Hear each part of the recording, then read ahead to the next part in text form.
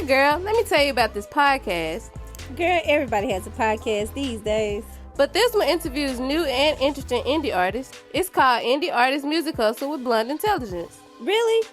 Where can I find it? It's on all podcasting platforms, streams live on social media, and on rpentradio.com. What'd you say it was called again? It's called Indie Artist Music Hustle with Blonde Intelligence. Girl, I'm gonna have to check her out. Give it a check, girl. Welcome to this week's Blonde Intelligence.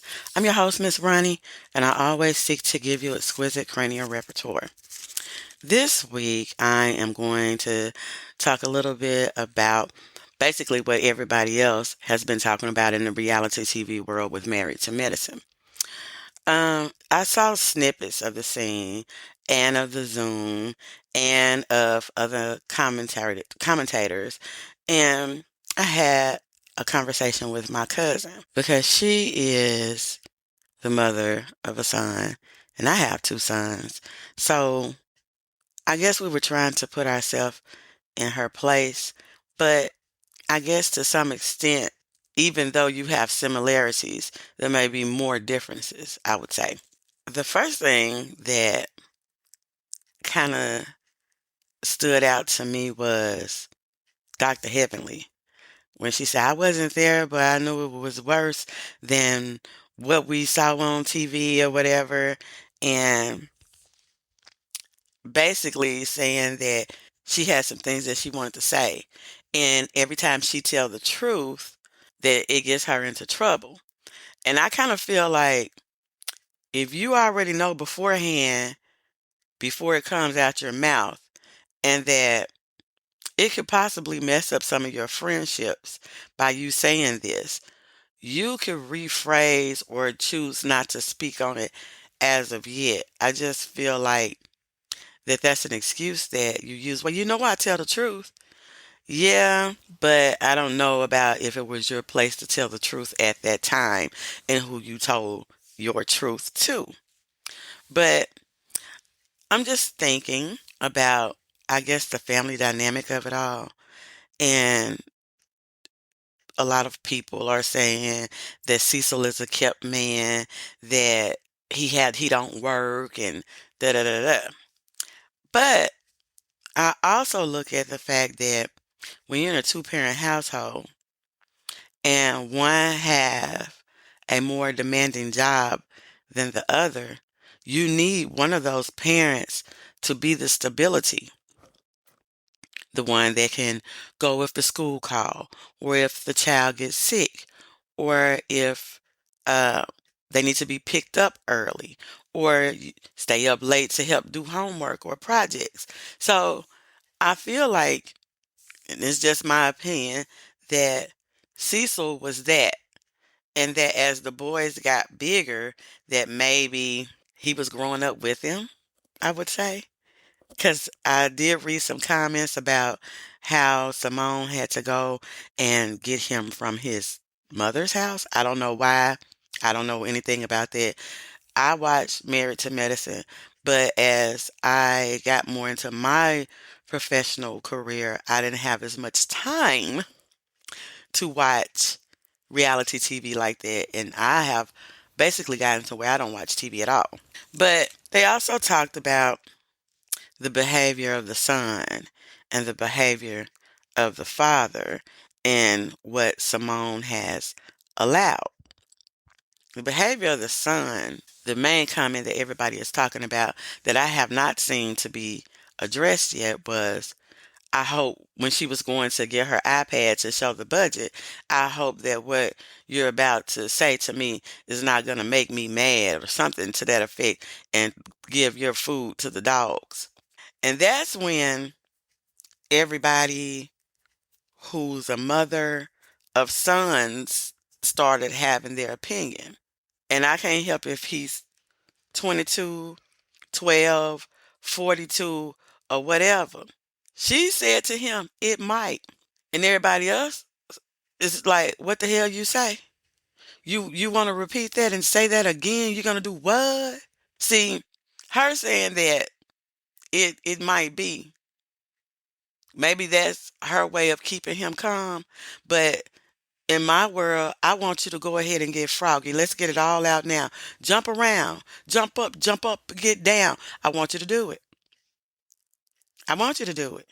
Because I don't know who you think you're talking to, especially after she just told him last year you spent $60,000 on XYZ credit card. And people were saying some people don't make $60,000 a year. True. And in some states, $60,000 a year is minimum wage. So you cannot count other people's money and what costs what. And was it just him or was it his living expenses? And I understand that how if you have it, sometimes parents are due for you, such as buying cars while you're in high school, so you can help get your little brothers and sisters to where they need to go. And you may not necessarily have to have a job if your parents can afford it, because you're helping with the responsibility of the parent. So that's the reason why I said that you have to have one of the parents that can be reliable and stable. As I said earlier, with the behavior of the father, I feel like that he kind of like grew up with the kids. And he has like a easy going kind of like persona or whatever, where they probably could go to him and talk about anything. But what he is not understanding is, and maybe I'm wrong, I could be wrong. When me and my husband was together and the kids wanted to come and talk about something. And I'm like, no, or no, you can't do this. I wish you would in my face be like, oh, yes, you can. Da, da, da. You in trouble, buddy. You in trouble, and you in trouble too. Who told you to open your mouth? If you got something to say, we can discuss that and come to a consensus and come back. Hey, we talked about it and we decided this. But if you disagree with me in front of the kids, hold it. And we go, hey, can we take a time out? Let's go talk for a minute. I don't like the way that he handled that, but it's not my marriage. But then she did say that she always felt like it was three against one. Baby, it would never be three against one with me. Because you know what? I get my happy ass up and go. And now it can be three against zero. How you like that? Have none. So then, people talked about what Simone allowed, that by him saying that he would give her food to the dogs, that maybe he has been having temper tantrum like behavior throughout the whole time. And I can't understand why this young man is tired of looking at his Jeep with no job. I also saw that, and she can do what she wants, that she bought him a Tesla. Cool, because then you decide what you want. How much was the trade in? Da, da, da. Really, how much, you know?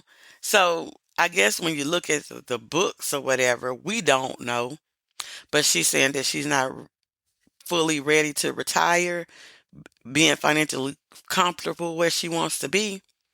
And this young man wants to go to law school. And I just tell you that if you go to law school and you have an issue with the judge or your client or your coworker or anything, a supervisor, you can't fall out and tell me I'm gonna give you food to the dogs, or I just have my mama to pay for it. So that brings me to the comments that people were saying about this young man and how he's going to be as a man, because I think she took the kids and their girlfriends on a trip to Jamaica, which is cool. But I think about that song by Janet Jackson, "What Have You Done For Me Lately?" And even Bills, uh, with Destiny's Child, when she said, "You're buying me gifts using my credit card. You're not buying it for me. You just showing off." And I feel like, how is he gonna support a girlfriend with no job? They'd be like, his family got money. They give him blah, blah, blah, blah, blah, blah. That right there is a disaster right there, because that means that she would be comfortable living off your ass too. Then that moves me to the Zoom meeting. And we talked about that. and how disrespectful it was that the son kept answering for the father while the mother was talking to him. See, they both should have had enough sense to tell him to exit left, because that talk that they should have had when they disagreed the first time, to go behind closed doors to come to a consensus, they decided to do this on a Zoom with him there. First of all, he needs to learn, when grown people are talking, to shut his mouth. Now, I am saying that because that means in class, or in during lecture time, even during labs, you're going to talk more than the instructor. So you're going to be lacking in some things because you don't know how to close your mouth. And then the dad, as a man, not just the daddy, but as a man, allowing it. It was, no, hold up, son, let me speak for myself. Right now, you out of place. This is not for you. Because why? He going to probably have a temper tantrum on your ass too. Makes me wonder. So I did do some looking. The son's entitlement likely developed from repeating modeling, reinforcement, and family role dynamics. From early childhood, they appear to have been socialized to expect the mother to provide financially and to tolerate their demands. The mother acted as the primary breadwinner and resource provider, while the father assumed the caregiving household role and may have failed to set consistent boundaries or consequences. Social learning theory predicts children imitate observed behavior and internalize expectations when that behavior is rewarded. If the family routinely gave in to the son's requests, such as new cars and funding professional school, that created operant reinforcement. Their demands produced desired outcomes. So entitlement was strengthened by giving in to his demands. And I have a cousin like that. She'd go to her mama and ask her mama for anything. Her mama be fussing and cussing, and she don't even care. And men do that too. When they one of them type of men that always asking their woman for something, she can fuss, fuss, fuss, fuss, fuss, fuss, fuss. And no matter what, he'll sit there and listen to it, or my cousin will listen to it, because she know in the end she gonna get what she want. Family systems theory asks that unclear role boundaries, for example, a mother performing both provider and disciplinary roles while the father abdicates authority, can produce coalition patterns where children form alliances with one parent. And you see that with her saying that she always feel like it's 3 against 1. This undermines the other parent's authority. The son's verbal threat about the mother's food suggests aggressive boundary testing and use of emotional coercion to regain control. So no matter how upset she got, he rationalized it away because it's really about him. Now, regarding the father, jealousy is a plausible psychological explanation, but not the only one. He may experience role incongruence and threaten masculinity. Traditional gender norms often tie male identity to being the financial provider. So a long-term role reversal, such as the wife being the breadwinner and he the stay-at-home parent, can produce feelings of inadequacy, resentment, or threatened social status. These feelings may translate into siding with the sons to preserve familial alliance to avoid confronting his own discomfort. And when I read this, I was like, I never did think about it from that perspective, because he does seem like he's non-confrontational. So if he is unhappy about something, maybe he is exhibiting it in that way. Possibly. I'm not saying that this is so. Alternatively, he might be avoidant of conflict, preferring to appease the sons rather than to support the mother, or he might unconsciously maintain control by aligning with them to keep the household structure unchanged. So that kind of puts it where maybe Heavenly shouldn't have spoke so hastily, because she don't know that the dynamics of what Cecil may be going through, because it may not be all peaches and cream for him to be, as they say, quote unquote, being a kept man. It says psychological indications present in this scenario, which is the scene that we saw. Simone said that her kids were entitled, because she was like, what's going to happen if I'm dead? Well, if you're dead, then they're going to get your insurance money. So I guess, bad to say, it may be a win-win for each one of them if you're going to give in no matter what. But it says psychological indications present in this scenario. Entitlement and low frustration tolerance in the sons, expecting the mother to finance major expenses and reacting with threats when challenged, indicate a pattern of externalized responsibility and poor delayed gratification skills. Poor boundary setting and parental inconsistency. The father siding with the sons and the lack of support for the mother indicate weak parental alliance and inconsistent enforcement of household rules. Role confusion and identity. Strained on the father. Long-term occupation of non-traditional role for men combined with the wife's financial dominance can produce shame, resentment, or passive-aggressive behavior rather than overt aggression. So instead of him, if he feel a way, saying, I feel this, he's, oh, she don't want to do this for the kids. I'm with you, boys. And that's his way of getting back. Possible. Emotional coercion and relational aggression. The son's food threat is an example of using humiliation or deprivation as leverage to influence the mother's behavior. Coalition building. The family dynamic appears to include alliances that protect certain members' behaviors, the sons and the fathers, and marginalize the mother's authority. Interventions suggest brief family therapy focusing on boundary redefinition, reestablishing parental coalition and consistent consequences, and individual counseling for the father to process role-related emotions, behavioral approaches, clear expectations, graduated privileges tied to responsibilities such as, if you get a job, then we'll get you a car when you can pay the note. Or you come home and stay and I don't pay for a condo while you go to law school. So it has to be tied to responsibility. And I think a lot of people are feeling, and I can see that the boy is being rewarded for bad behavior and has no responsibility basically towards securing his own future. All these things can help reduce entitlement. These recommendations are consistent with the empirical family systems and social learning approaches.